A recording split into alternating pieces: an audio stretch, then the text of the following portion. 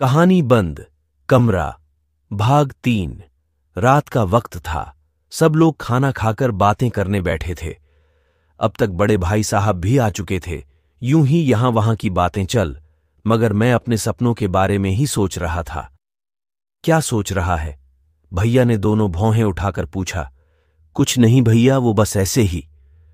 मैं जरा हिचकिचाकर बोला। जब से आया है तब से देख रही हूं, कुछ खोया खोया सा है। क्या बात है?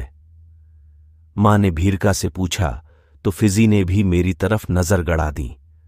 कोई लड़की का मैटर तो नहीं है ना? भैया ने मजाक में पूछा, लेकिन भीरता से बोला, अरे नहीं नहीं भैया, ऐसी कोई बात नहीं है, लेकिन एक और बात है जो आप लोगों को बतानी है।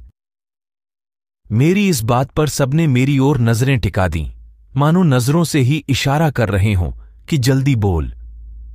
मैंने अपने माथे पर छलछला आए पसीने को पूछते हुए मेरे साथ हुई सारी घटना उन्हें बता दी, मगर शाम को हुई कोमल वाली बात मैं छुपा गया। मां तुरंत ही उठी और पूजा घर से सिंदूर लाकर मेरे माथे पर लगा दिया। जाने किसकी बला मेरे बेटे के सिर पड़ गई है। बेटा, ये बात किसी से कहना मत गांव में, बात फैलते देर नहीं लगती, लोग बात का बतंगड़ बना लेते हैं। मां ने मुझे समझाया। जी मां।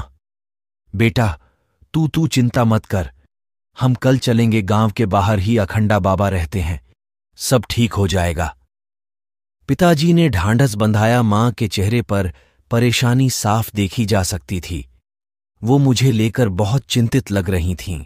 मां, हो सकता है पढ़ाई का प्रेशर हो, फिर ये वहां अकेला भी तो रहता है ना, हो सकता है वहम हुआ हो। भैया माहौल हल्का करने का प्रयास किया। तू चुप कर, भूल गया बचपन कैसे अंधेरे में तरह तरह की चीजें देखकर डर जाया करता था। उस वक्त भी अखंडा बाबा का आशीर्वाद था जो सब ठीक हो गया। मां ने भैया को बचपन की घटना याद दिलाई। लेकिन मां, कुछ नहीं, जाओ सो जाओ, कल मैं और तेरे पापा तेरे साथ चलेंगे बाबा के पास। इसके बाद सारे लोग सोने चले गए। मां ने मेरे कमरे के बाहर भी सिंदूर की रेखा खींच दी। मैं आज शाम की घटना के बारे में सोच रहा था।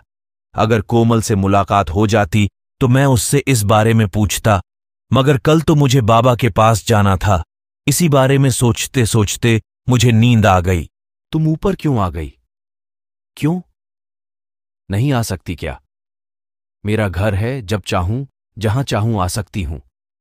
वो उसके करीब आते हुए बोली और वह अपनी स्टडी टेबल पर से उठ गया। अच्छा मोहतरमा, लेकिन मैं भी किराया देता हूं और कुछ हद तक मेरा हक भी है यहां। किस हद तक? वो उसके और करीब आती हुई बोली। इतने करीब कि दोनों की गर्म सांसें दोनों एक दूसरे के चेहरे पर महसूस कर सकते थे और फिर दोनों के होंठ जा मिले।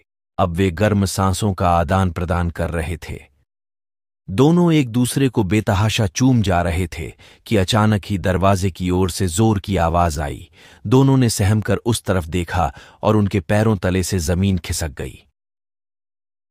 पापा! लड़की के मुंह से दहशत भरी आवाज निकली। मुझे शक तो पहले ही था, इसीलिए आज मैंने बाहर जाने का नाटक किया था और देखो, मैं सही था। दिलावर, साकिब! उस आदमी ने आवाज लगाई और दो हट्टे कट्टे आदमी अंदर आ धमके। उनमें से एक ने लड़की को पकड़ा और खींचकर नीचे ले जाने लगा।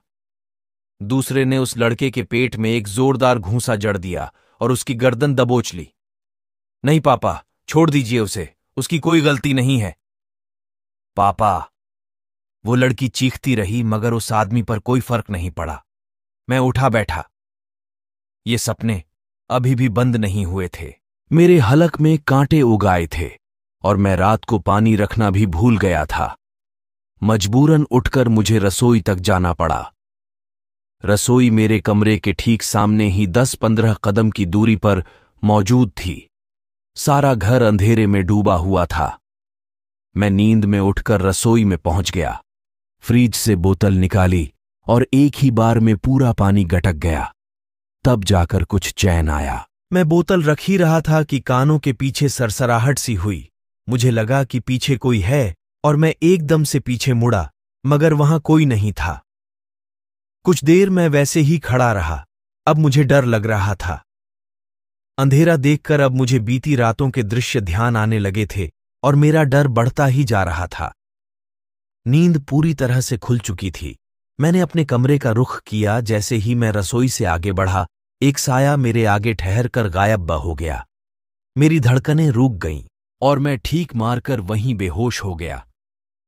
तो दोस्तों, ये थी कहानी बंद कमरा भाग 3। ये इस कहानी का अंतिम भाग था। कहानी आपको कैसी लगी कमेंट में जरूर बताएं। वीडियो को लाइक करें, चैनल को सब्सक्राइब करें। मिलते हैं एक और नई डरावनी कहानी के साथ। आपका दिन शुभ हो। शुभ रात्रि। धन्यवाद।